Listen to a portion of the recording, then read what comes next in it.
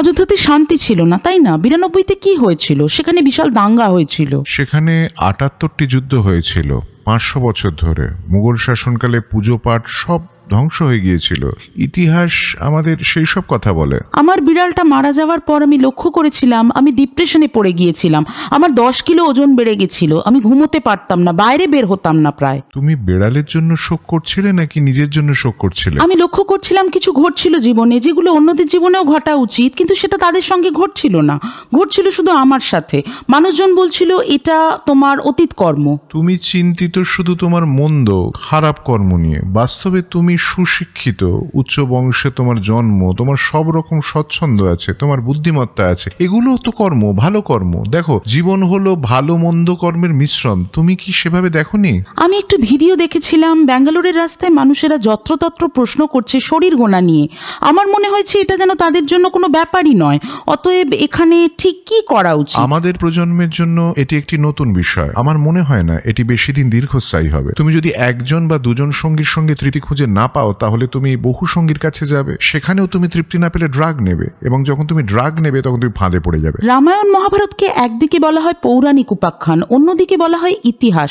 সুতরাং আপনি কি বলবেন? কাব্যিকভাবে অতিরঞ্জিত করার দরুন এবং বইতে যেভাবে প্রেক্ষাপন করা হয়েছে, তাতে রামায়ণ মহাভারতে যত্রতত্র প্রশ্নচিহ্ন উঠেছে। হাই গুরুদেব, নমস্কার। কেমন আছেন আপনি? নমস্কার, খুব ভালো। বলো। খুব সম্প্রতি আপনি রাম মন্দির গিয়েছিলেন, আমি আপনার ছবি দেখেছি। কেমন ছিল সেটি? খুব ভালো, ঐতিহাসিক মুহূর্ত না? আমি সরাসরি আলোচ্য বিষয়ে চলে আসি। আপনি জানেন উদ্বোধন খুবই ভালো ছিল, আমিও ছিলাম সেখানে। আমি ইতিহাসে স্নাতক, আমাদের সাংস্কৃতিক প্রতীকগুলো পুনরুদ্ধারের তাৎপর্য আমি বুঝতে পারছি, কিন্তু একই সময় এর জন্য কি আমরা সীমা তৈরি করে নিচ্ছি না? কারণ সবেই রাম মন্দির বিষয়টি শেষ হয়েছে এবং আমরা আবার জ্ঞানব্যাপী নিয়ে কথা শুরু করেছি, এবং কোর্টও সম্মতি দিয়েছে মানুষকে মসজিদে ঢুকতে এবং উপাসনা করতে। আমাদের সাংস্কৃতিক প্রতীকগুলো পুনরুদ্ধার আমরা সমর্থন করছি, কিন্তু কি করে আমরা এই দুইয়ের মধ্যে সমতা আনবো? দেখো, আমাদের কাছে এই 3টি জায়গার খুবই তাৎপর্য রয়েছে। আসলে 4টি জায়গা। এটি হলো সোমনাথ। স্বাধীনতার সঙ্গে সঙ্গে সোমনাথ আমরা পেয়ে যাই। তারপর আসলে স্বাধীনতার পর এই 4টি আমরা পেতে পারতাম। আমার মনে হয় এটা খুব সহজ ছিল। এরপর রাম মন্দির, তুমি জানো কিভাবে তা ঘটলো। হ্যাঁ, ঠিক এটাই। তারপর তার অবসান হলো আরো 2টো গুরুত্বপূর্ণ জায়গায়, একটি হলো কাশী, অন্যটি মথুরা। আমার মনে হয় এখানে অবশ্যই 2 সম্প্রদায়ের মধ্যে ভালো বোঝাপড়া থাকা উচিত। হ্যাঁ, মানুষের এগিয়ে আসা উচিত, শান্তি স্থাপন করা উচিত, যেভাবে আমরা করেছি অযোধ্যাতে। হ্যাঁ, কিন্তু অযোধ্যাতে শান্তি ছিল না, তাই নয় কি? 92 সালে কি হয়েছিল? বিশাল দাঙ্গা হয়েছিল সেখানে, কিন্তু এর শেষ কিন্তু হয়েছিল শান্তিপূর্ণভাবে। হ্যাঁ, শান্তিপূর্ণভাবে এর সমাধান হয়েছিল, কিন্তু এর পদ্ধতি ছিল বেদনাদায়ক। 78টি যুদ্ধ হয়েছিল এখানে, একটি দুটি নয়, প্রায় 500 বছর ধরে। হ্যাঁ, সুতরাং যদি ঐক্যমত্য থাকে, হৃদয়ের চাহিদা থাকে, তাহলে নিশ্চয়ই সমাধান হবে, বিরোধ মেটানো সম্ভব হবে। অবশ্যই রামায়ণ গুরুত্বপূর্ণ, মহাভারত গুরুত্বপূর্ণ, এগুলো ভারতের মহান কাব্য, মানুষের।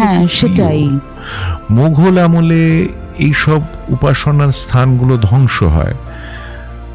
ইতিহাস আমাদের এই কথাই বলে বা এই কথাই জানায়। সুতরাং আমাদের উচিত সেই ইতিহাসগুলো ঠিক করা, এবং কখনোই এগুলোকে ব্যক্তিগতভাবে নেওয়া উচিত নয়।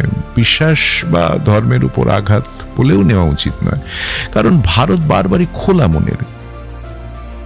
কিন্তু আমরা চাই না দেশের গর্বের স্থানে কেউ হস্তক্ষেপ করুক। সুতরাং বাঁচো এবং বাঁচতে দাও, এই নীতি হওয়া উচিত এবং তা অনুসরণ করা উচিত। দেখো, কাশ্মীরের অনেক মন্দির শেষ হয়ে গেছে বা জীর্ণ অবস্থায় রয়েছে, কিন্তু এই 3টি খুবই গুরুত্বপূর্ণ, এবং এই 3টি সবকটি উত্তরপ্রদেশে রয়েছে। আমি জানি না, এই তিনটেই দুর্ভাগ্যবশত উত্তরপ্রদেশে। আমার পরবর্তী প্রশ্নটি আমাদের তরুণ প্রজন্মের সংঘর্ষ নিয়ে। সম্প্রতি কিছু মাস আগে আমার বিড়াল মারা যায়। তারপর আমি ক্রমশ ডিপ্রেশনে চলে যাই। আমি আমার ভালো দিয়ে এটাকে সামাল দিতে চাই, কিন্তু তাতে কিছু হয় না। এমনকি আমার বিড়ালটি মারা যাওয়ার পর আমার ওজন 10 কেজি বেশি হয়ে যায়। আমি ঘুমোতে পারতাম না, বাইরে বের হতে পারতাম না। আমাকে দেখতে দাও। তুমি কি বেড়ালের জন্য শোক করছিলে নাকি নিজের জন্য শোক করছিলে? আমার মনে হয় দ্বিতীয়টি। তুমি তোমার জন্য শোক করছিলে, কারণ আমি ভুলে গিয়েছিলাম। তুমি যার সঙ্গে তোমাকে যুক্ত করবে তার জন্য তোমার শোক হবে। ঠিক আছে? হ্যাঁ, একদম ঠিক। কেন তুমি তোমার সমিতি সংঘকে বৃদ্ধি করছো না? কেন একটি বেড়াল? কেন সব বেড়াল সম্পর্কে ভাবছো না?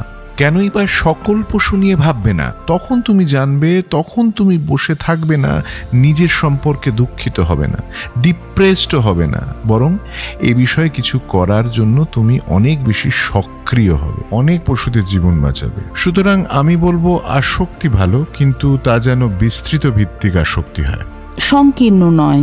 সংকীর্ণ নয়। কিন্তু আমার মনে হয় আমরা তরুণ প্রজন্ম মৃত্যু সামলাতে হিমশিম খেয়ে যাচ্ছি। কারণ সম্প্রতি আমার পেরিয়াপ্পা গত হয়েছেন, 1 মাস হবে। আমি এখনো মেনে নিতে পারিনি, কিন্তু আমি লক্ষ্য করেছি পূর্ববর্তী প্রজন্ম খুব সহজেই একে সামলাতে পারে। মৃত্যু তোমার মনকে খুলে দেয়, হৃদয়কে খুলে দেয়।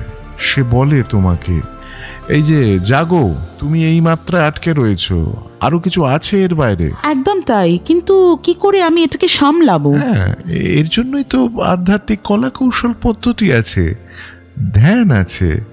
যখন তুমি ধ্যান করবে এবং যখন বুঝবে আমাদের দর্শন, যোগ এবং বেদান্ত, তখন তুমি একে অতিক্রম করে যাবে।